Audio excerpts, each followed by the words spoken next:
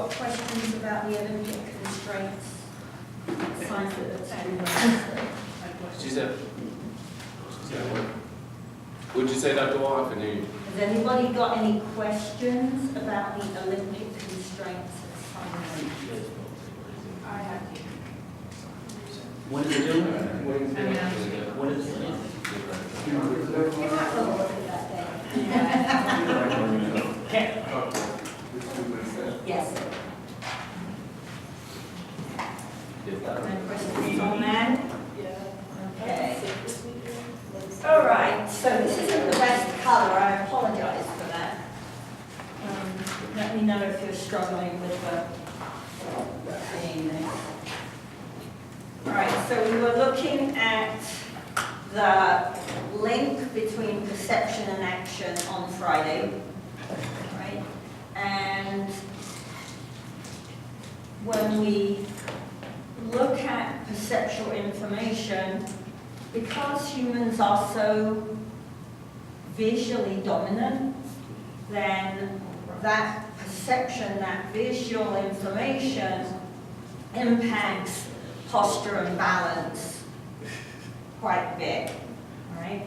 So all the information that we get from our visual, from our auditory, from our kinesthetic sensory receptors is fed to the brain, and then it also uses information from that vestibular apparatus that is in your ear, and that plays a big role as well. But when you take vision away, humans struggle if they haven't had a lot of practice with balancing with their eyes closed. So it's something that you should spend quite a lot of time on with your students or your athletes or your clients, so that their brains learn to use other information to help them balance, right?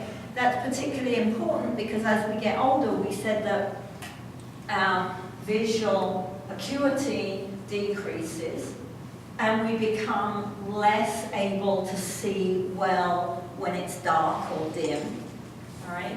So if I'm relying on visual information to help me maintain my balance, under those circumstances, that visual information is impaired, and then I'm more likely to fall, all right? So we have two big groups of balance type work. One is stationary and one is dynamic. So our stationary and our dynamic balance are considered two separate abilities. All right, I could be very, very good at holding a stalk stand, but not very good at maintaining my balance when I'm running a hurdle race. Right?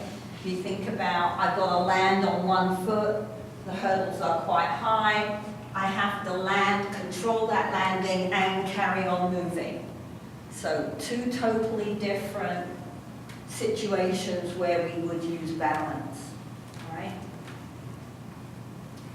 We also, depending on the sport we're in, can balance on different parts of our bodies, all right? So for most of us, we spend our time balancing on our feet, but if I'm a diver or a gymnast, I also have to balance on my hands, right? I've got to balance on different surfaces. Not all surfaces are very hard and very stable, and so when I switch surface, I don't want to be falling over, all right?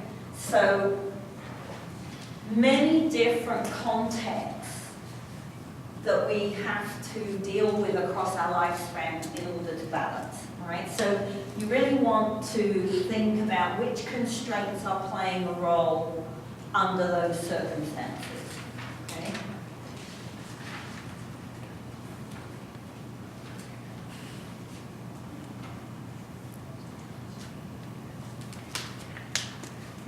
So we see improvement in balance throughout childhood and into adolescence.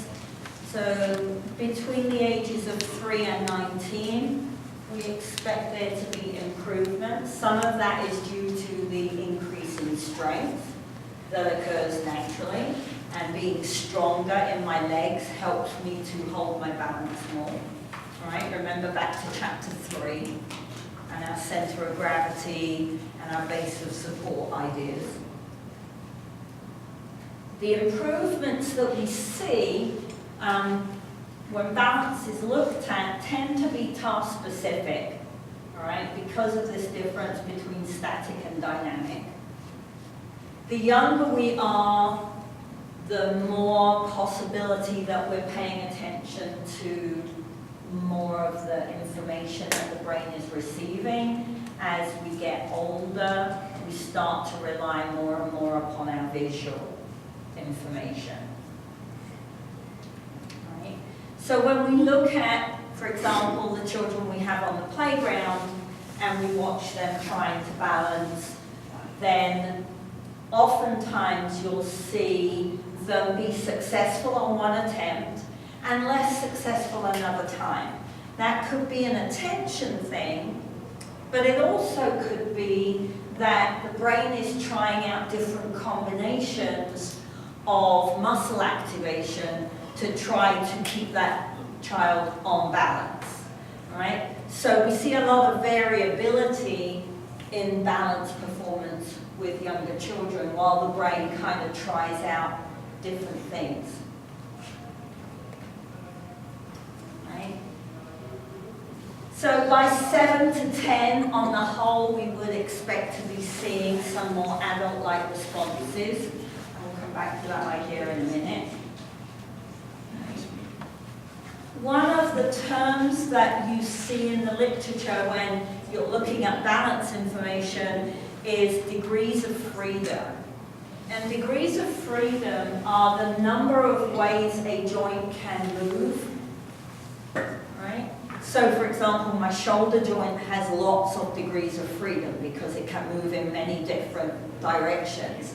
My knee joint can only bend and straighten, and it has a very, very slight twisting that it can do. So it only has 2 degrees of freedom. Right? So it depends which joint we're looking at. And the job of the brain when it's learning to balance is how do I control all the degrees of freedom in the joints that I used in this balancing task, right? Because trying to control this wobble takes a lot of practice. Okay?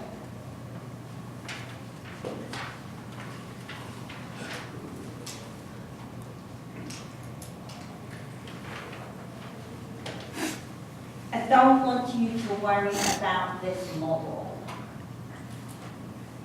So pass over that one. There's other information in this chapter I'd like you to pay attention to.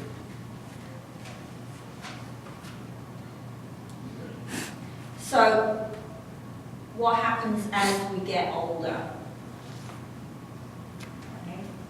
So, we use our visual information as we get older to stabilize our head, all right? Particularly in repetitive movements. So if you watch a long distance runner, then their head stays relatively stable unless it's the British lady that I think has retired now, and she has the silliest head wobble that you've ever seen. But I think her coaches gave up trying to fix it because she won world championships anyway, so why bother, right? What was her name? Little blonde lady. Yeah. Yeah, very bizarre running pattern she had. Her head used to shake all over. I don't know how she doesn't fall over. It was quite weird. So when we test balance from a research perspective, they use a balance platform that has force inducers within it, all right? So it's mostly collaboration between motor behavior people and biomechanists, right? Because the biomechanists are the people that have all the force platforms and things like that. So when you put an adult onto a platform and you wobble the platform a little bit, what they see, because they've got they've got these little white reflective marker dots on the joints, and they can film those, and then they can analyze what the joint is doing on film, right? What they see is that if the perturbation, if the wobble, if the shake is relatively slow and not very big, that adults will use their ankles to help them keep their balance, right? So you see some ankle contraction and flexion, okay? If you wobble the platform more dramatically and you make it faster and harder, then they start to use their hips to help them balance, right? With younger adults. Now when they look at older adults, the picture changes a little bit. And this is part of the research that's been done to try to find out why we're more likely to fall as we get older, right? So when you are older than 60, we see more sway. So everybody, when they stand upright, and we think we're standing still, actually has a very minute little bit of sway. You never really stand completely still. You're moving around side to side or forwards and backwards, and there's always all these little muscle contractions and postural contractions to help you maintain your balance. And when we're young and we're strong, that sway is so minute you wouldn't see it without sophisticated equipment. When we are older than 60, that sway starts to become more obvious. All right? And if we use our information from chapter 3, we say, okay, here's my center of gravity, here's my base of support. If I'm swaying, my center of gravity is getting very close to the edge of my base of support, and that puts me at more risk for falling over. So when they put older adults onto this platform, then the first thing that is noticed is that older adults, the muscle contraction to pull the person back is a little delayed compared to a younger adult. So it takes the whole motor system a little bit longer to initiate the contraction to pull them back. All right? And then the next thing they see is that they don't always use the same pattern of muscle contraction to maintain their balance. So when we move the platform a little bit, instead of using their ankles, they use their knees. Well, that's immediately more dramatic, and that then takes more strength to pull us back. And if we don't have that strength, right? So there's all these pieces of the pie as to why older people are more at risk for falling. Okay. Remember that little bit of film that we saw in the moving room? Remember that chap that they stood on the little beam? And the kind of actions that we saw him doing, trying to maintain his balance.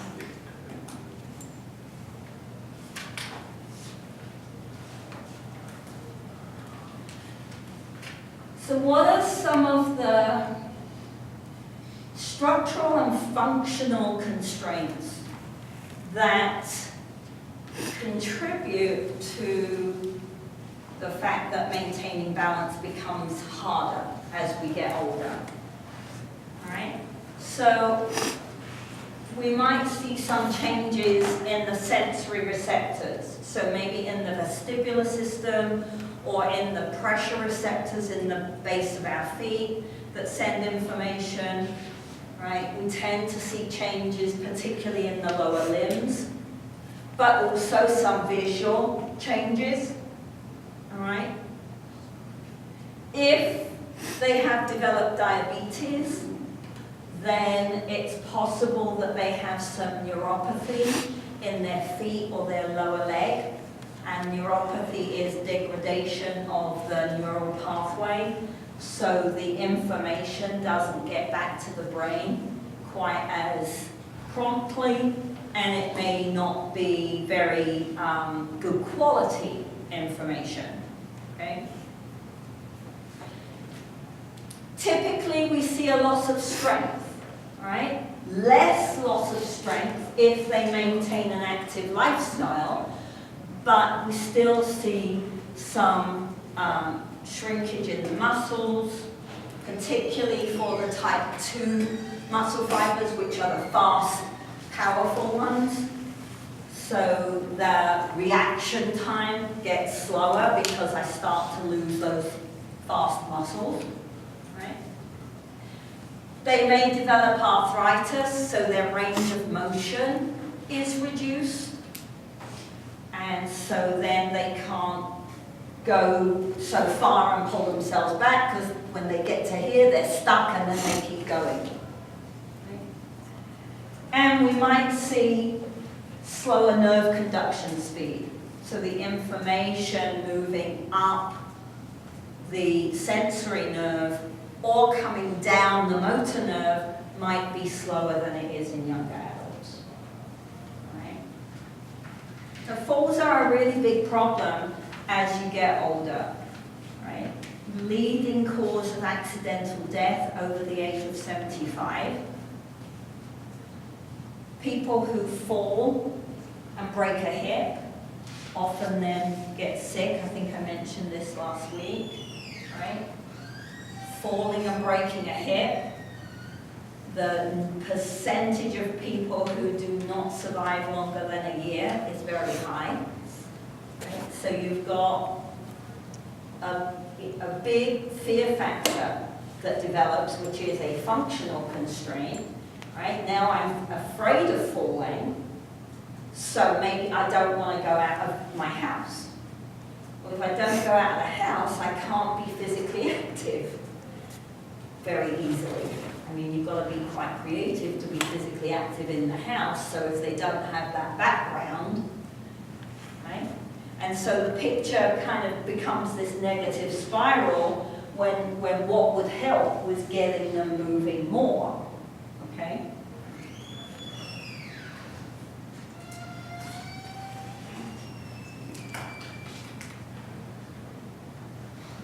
So there is a little bit of research on balance programs to try to help the elderly. Dr. Berkey and I went on a training this summer for a balance program that is based on Tai Chi, and she is implementing that at the senior center in town. Okay? The more practice they get, the better they get at responding to a perturbation. So one thing you could do, I would not use the wobble pads that we have on the playground, right? They're too wobbly. You'd have to let a lot of the air out of them to make that a safe method for practicing. But you can get a nice big thick piece of foam from the hardware store or from Walmart, right? Get a foam mattress cover and get them to step on and off the piece of foam, because the foam gives as they step on it, and that adds some wobble. Right? Exercise programs that stress strengthening the legs. So Tai Chi is a great, because if you've never anybody taken Tai Chi? Oh, you guys should take Tai Chi. It's a lot of fun. The whole class is here, right? So you spend 45 minutes in a half squat, and it really works your legs, okay? So programs like the one that we went on that are based on this You have to move backwards and forwards from one foot to the other foot all the time. All right, obviously we don't have them bend quite as much, but just stepping from one foot to the other foot perturbs their balance. They have to be ongoing though. It's not like you can take a 3-month course, get stronger, just like us, right? I can't get stronger and then not go back and take course number 2 and keep that strength and keep that balance improvement, right? Even when you look at people who are older than 80, we do see improvements. It's not massive, but it's enough for them to feel a little more confident. And if we think about our constraints triangle, if I change a functional constraint, I change the behavior that we see. So by them being a little more confident, they might stand up straighter, they might take a little faster step, right?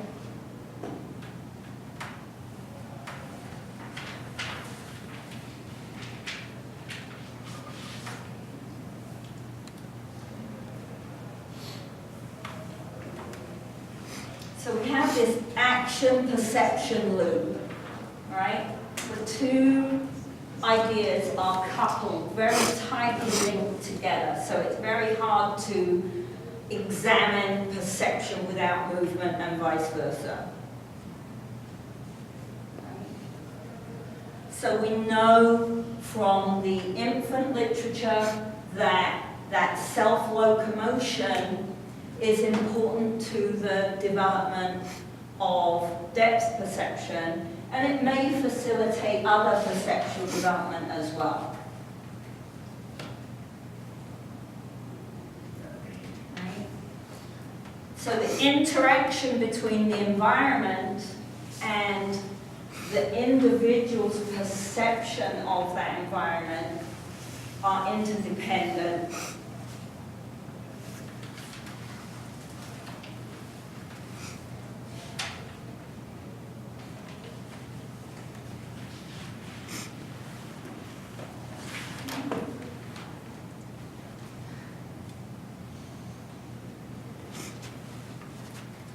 So if we want to look at postural control and balance, there are some ideas of how we should address assessment. Who was on the playground this morning? The basketball guys. So think about what we saw with Matteo, for example, trying to balance and how much he struggled, right? And even little Hannah, who I would have thought would be able to stand on one foot for a little while. She's pretty strong. She wasn't willing to try. She wanted to hold my hand, right? She doesn't trust yet that she can do that. So we can observe the responses when we perturb the balance. So we put them on the tippy top. We put them on the wobbly snake. Right, we put them on the wobble pads and we can watch and see what happens. You can also look at conflicting sensory information. So what happens when my visual information conflicts with my kinesthetic information? So if you're sitting in the car in a traffic jam, not in Portales obviously, but if you live in a big city and there's lots of rows of cars and the car next to you moves, it's likely that you will have a postural adjustment to seeing that car move because it feels like you're moving, even though all your kinesthetic information is telling you that you didn't move at all. Right? What happens when we take a source of information, particularly for humans, vision, away? So, stand up, everybody stand up. All right, so I want you to stand on your non-dominant leg, okay? and then close your eyes.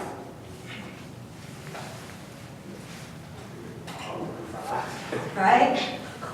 Now, open your eyes, put both feet on the floor, close your eyes, and try to lift your dominant foot off the floor. Right? Can you feel how much adjustment is going on there? Because we rely so much on our visual information to help us keep our balance, and we don't practice enough at paying attention to vestibular and kinesthetic information, which is just as powerful, but we haven't learned to use it in the same way because vision is so easy, right? Okay. And if we're lucky enough to have access, we can use electromyograph, pressure plates, all kinds of cool things. I went, where was that? Ann Arbor has a big Research One university, and their motor behavior biomechanics lab has an entire walkway all the way down the lab that is a force platform. So you can have people just walk, you can make them step over things, go under things, and you can get the entire information of adjustment and pressure and forces, and it's cool. We're not a Research One institute. But there's a lot of very cool research and literature out there on this idea, right? If balance is important, how do I train balance? Like, what can we do? So some of the toys I have on the playground, some of the stuff that they have in the athletic training room, we tend to only use those when we're hurt and we're rehabbing. But those should be part of your training plan. Right? Wobble boards, wobble pads. Right? Use those all the time. Don't only use them as a rehab tool, use them as a training tool. Right? It's how Bozu things started for the gym. Right? Someone went, well, we should be using these all the time. And what if I make someone do squats with dumbbells while they're standing on a wobble board? Right? It's amazing the amount of core strength you will develop using a Bozu, or whatever they're called. All right? Bless you.